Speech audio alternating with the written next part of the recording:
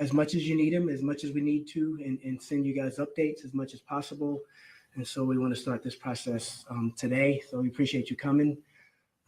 This briefing is going to be with the mayor, Elliott, as well as the acting city manager, Reggie Edwards.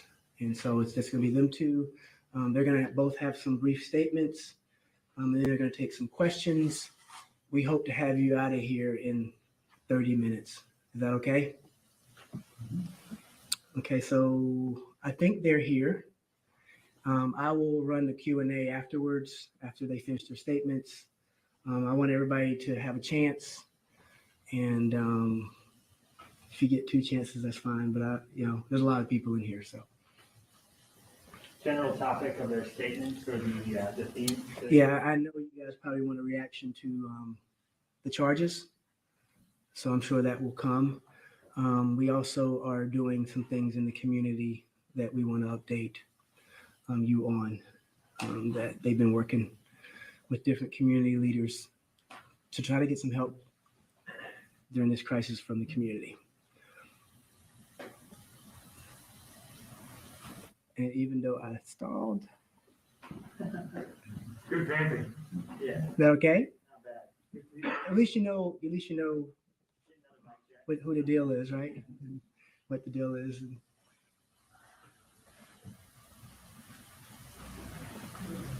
I can't imagine how busy you guys are, how tired you are. So appreciate it.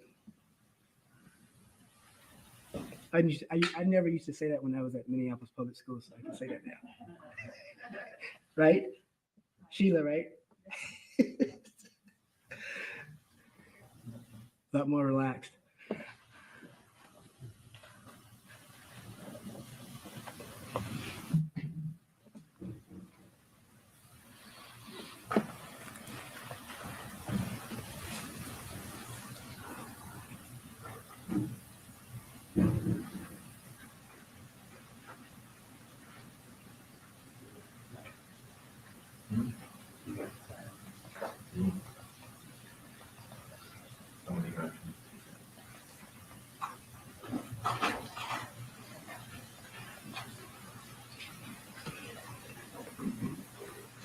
Great. So we're going to start. I know we don't have a lot of time. I've already spoken to the media about why I'm here, what I'm doing, and so I'm not going to waste any more time. Like I said, we have the acting city manager. Why do I keep saying assistant? Right? The acting city manager, Reggie Edwards, and we have our mayor here, and Mayor Elliott. Like I said, they're gonna have some comments. We're gonna take some Q&A. I'll be back for that, and let's get started. Sorry. Thanks, Stan. Good afternoon. Welcome. Thank you for coming out to hear our story today. Let me start. I just want to make 2 points, and then I'll pass it on to the mayor. We are, of course, aware of the decision of the Washington County Attorney to charge former Brooklyn Center police officer Kimberly Potter with second-degree manslaughter in the death of Daunte Wright last Sunday. Because the former officer Potter is no longer an employee of the city does not have an official position on that issue. Let me say that today we had an inaugural meeting of a very important group.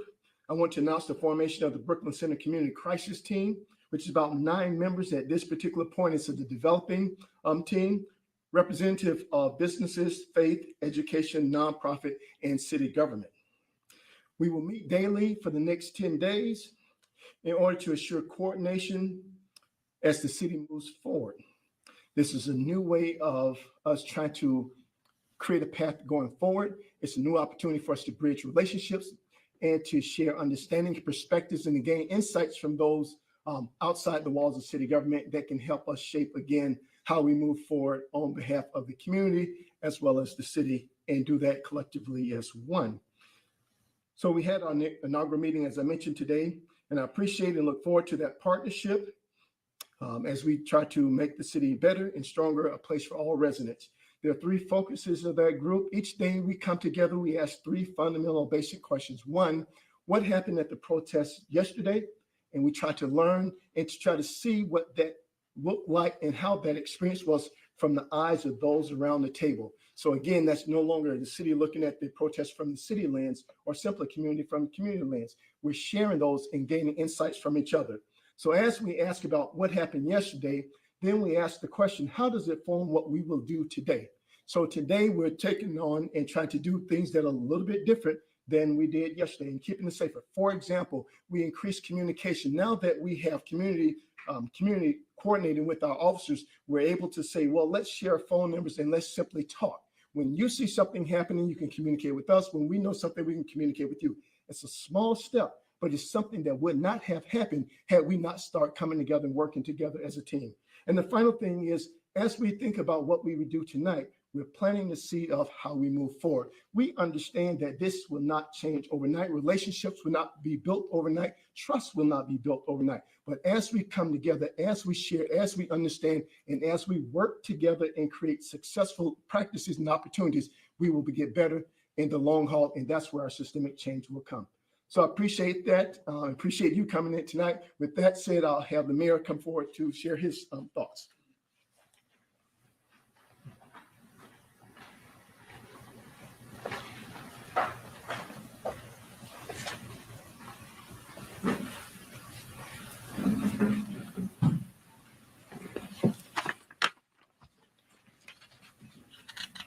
Good afternoon. I want to thank the residents of Brooklyn Center and the broader Twin City community and this country for gathering these last few days and for raising your voices in honor of Daunte Wright. This has truly been a tragic and difficult week for the people of Brooklyn Center. And my heart is broken for Daunte's family and friends. He was taken from us and from them far too soon. I share our community's anger and sadness and shock. And my message to all who are demanding justice for him and for his family is this: your voices have been heard. Now the eyes of the world are watching Brooklyn Center, and I urge you to protest peacefully and without violence. Let us show the best of our community. And to the Wright family, I know that there is nothing I can say or do that will bring Daunte back or ease your grief. But I promise you this: his death will not go in vain. And as we navigate this challenge, we are going to strive to ensure the safety of our residents and our staff, including our public safety officers. And we are working to safeguard our businesses and other gathering places from damage. With the news of the decision to charge the former Brooklyn Center police officer with manslaughter comes a prolonged period of continued grieving, hurt, and understandable anger. Our task as a city and as a leadership is to allow for the expression of those very legitimate voices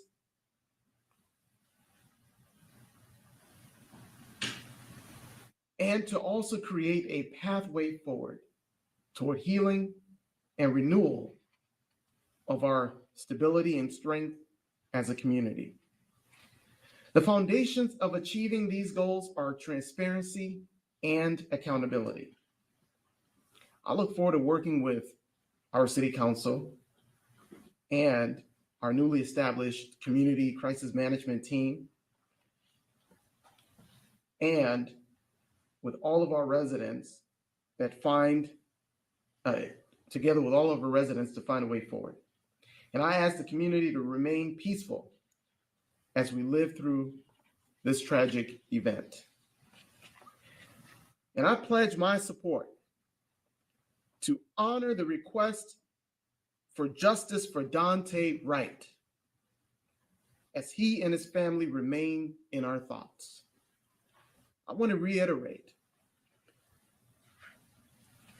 that we have extended the curfew from 10 p.m. to 6 a.m. tonight here in Brooklyn Center. I want to thank you all, and we'll stand for questions. Will the former officer get her pension and any retirement benefits that she's accrued over 26 years?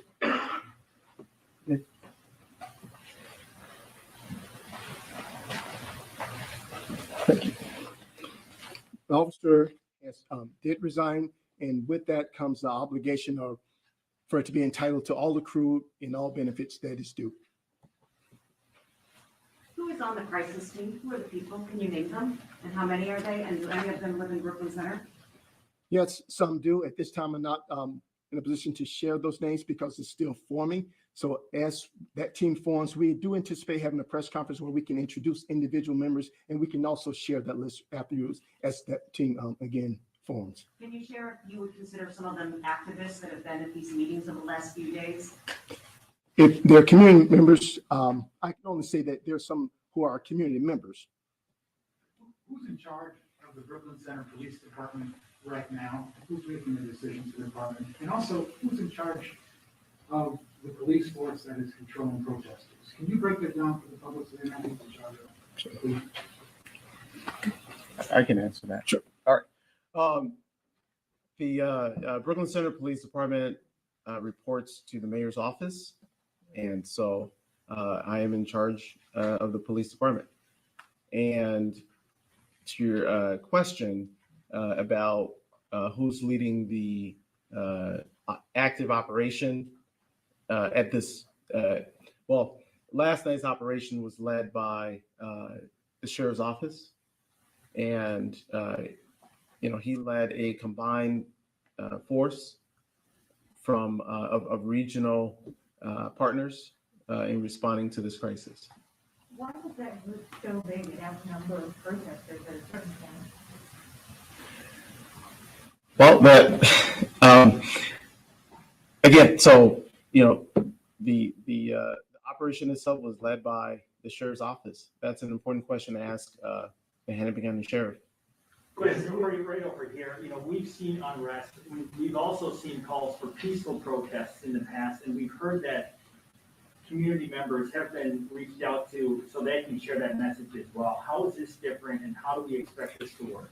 I'm sorry, can you repeat your question so I can understand it and answer it well?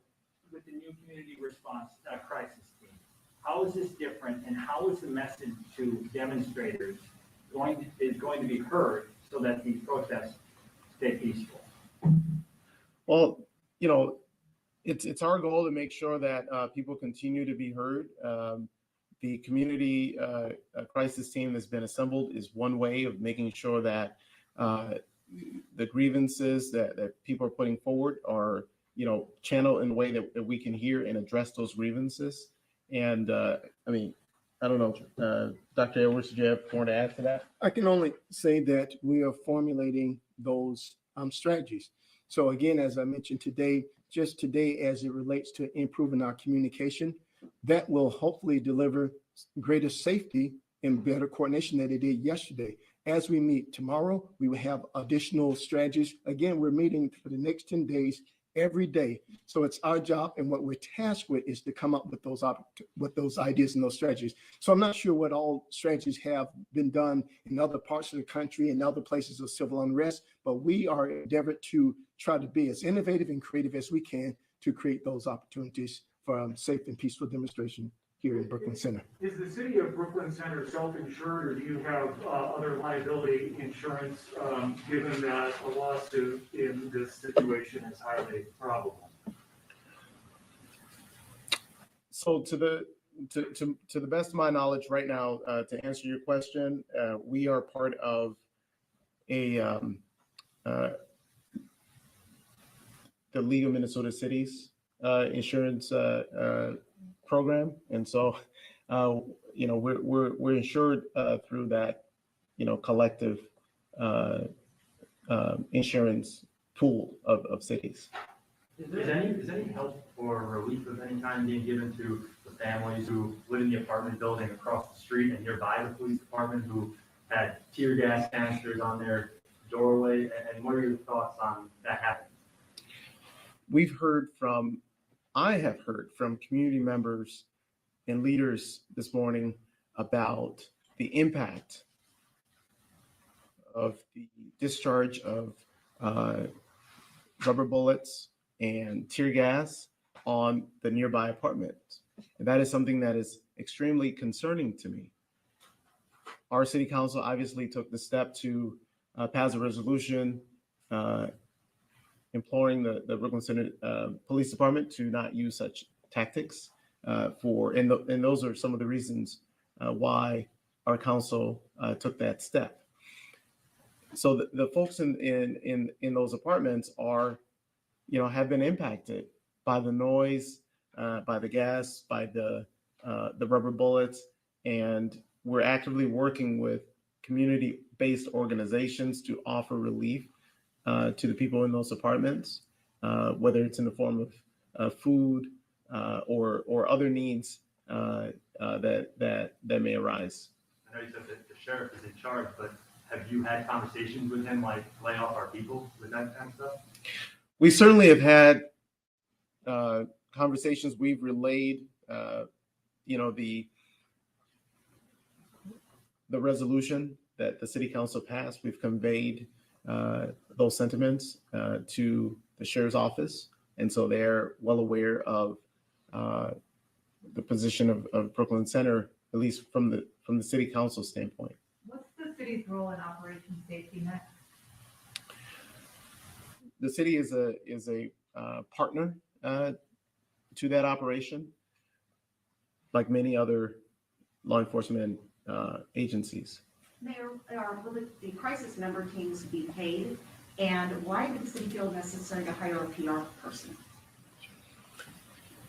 The crisis, yeah, you can speak to that. Sure. The Crisis Commission team members are not paid, they're volunteers. And they've been gracious enough to work with us as a city to try to, as we share a common goal of trying to bring peace and be able to protest peacefully and bridge new gaps and build relationships with our city. As relates to public relations, we do need capacity. Just the emails and phone calls from all of you today and yesterday is overwhelmed. We're not a city of a large metropolitan city, so we need additional capacity. It was not from some particular angle or something that we needed help, but we did need help in capacity is coordinating our press conferences, coordinating how we communicate with residents, coordinating how I communicate with staff, coordinating how we communicate with the various number of other organizations and groups. So that's why we're simply increasing our capacity. Do we know who is starting the unrest, throwing objects? If not, has there been work to identify if there are any groups or specific individuals to try and contact them directly?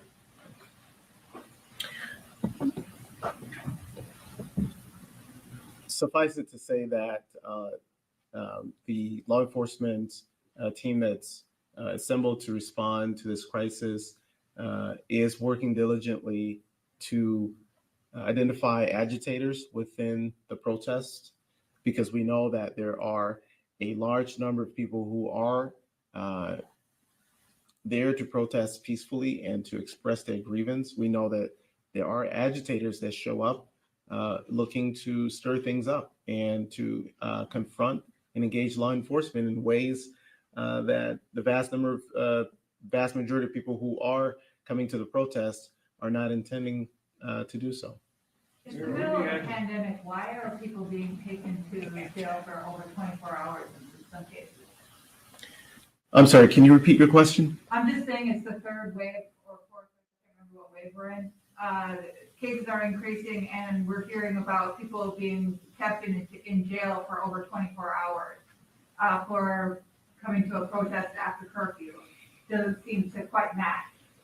Can you talk about the reasoning for that? Again, so that is a very good question to ask the Hennepin County Sheriff's Office as the leading agency in charge of the operation. I share that. I have a concern about that as well, about holding people for that long during this pandemic, people who are out protesting. Obviously, if they're engaged in more violent acts, then, other measures need to be taken to make sure that the people who are engaging in violence are, treated accordingly. But if people are out protesting peacefully and their only crime is to be out past the curfew, then it seems to me holding them in a way that puts them at risk of contracting the virus or spreading the virus during the pandemic, seems to not match with what our public health goals would be. Are you giving consideration to firing Mrs. Potter, the Potter, formally so that you can job better? Mr. Mayor, I'll answer that in 1 second. I want to get back to the question as relates to being able to identify those agitators. And I simply want to articulate one of the advantages or the fruits of our crisis management, our community crisis team at this point. We discussed that very point. So historically, and what happened yesterday was that in identifying those who may be throwing a bottle or someone who's throwing a brick, our police officers were able to identify them in a particular way. I won't say exactly how that's done, but nevertheless, they were able to identify them. But that's only a few. So today, as we talk with community leaders, we talked about, we know that there are certain organizations that are peacefully organizing protesting. And so they're wearing something in particular. And so now we understand that. So now police officers know that when that group shows up, that's one of the groups that are doing peaceful protesting. So it's not to say that something can't happen there, but the advantage is now the police can take their focus on a smaller group and begin to identify who's working in a particular area. And another is the communication in which I shared with you earlier, as those community leaders are in the crowd and they're able to communicate, then able to articulate to our police officers, relay that information. So those are two particular advantages that we have today that we didn't have yesterday as a result of trying to work together with community. So to your question, Mr. Mayor, I'll let you answer that. Yeah, Mayor, for those of us who got here late, what is the message you have for protesters tonight? And could you please answer the question about firing Potter, please?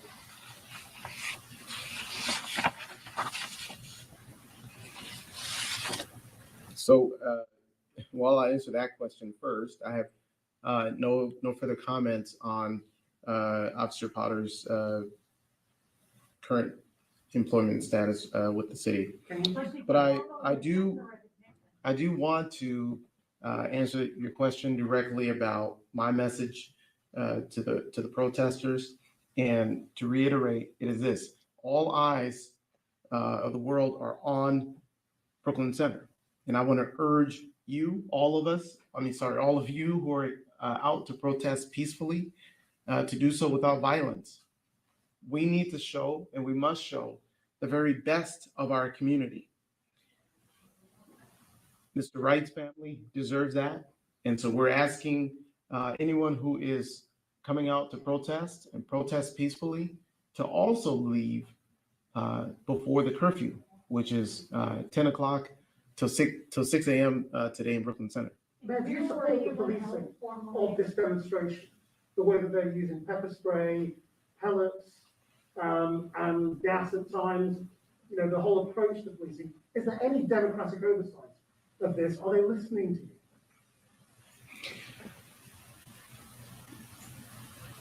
Let me be clear. We must, first and foremost, work to protect the lives of the folks in our community. We must first work to secure the safety of our community. And we have to do so using the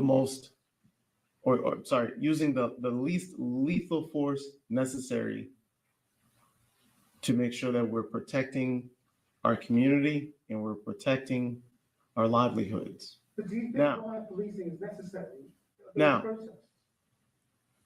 I stand with the position of my city council, which is that we have to approach policing in a different way, in a more humane way. Gassing, in my opinion, is not in humane way of policing. And are the police listening to you? Our police department and our officers are not involved in gassing. No, that's not what I asked. I said, are they listening to you when you say that they need to change? Are they saying, yes, we will change? Or are they ignoring you? Well, I guess the facts speaks for themselves, right? They're ignoring you. Why isn't a member of Operation Safety Net here to answer some of these questions? Because it seems like that is what is in charge right now in front of the police department. And to his question about whether or not they should be doing that or not, I feel like it's difficult for you guys to answer, but the community and those who would like to protest, and as was mentioned, the majority who were peaceful last night may have been experiencing some of that gas. Again, circling back, I apologize for the lane. Why isn't a member of Operation Safety Net not here to answer some of these questions? That is a very important question. Again, I would direct those questions to the sheriff's office.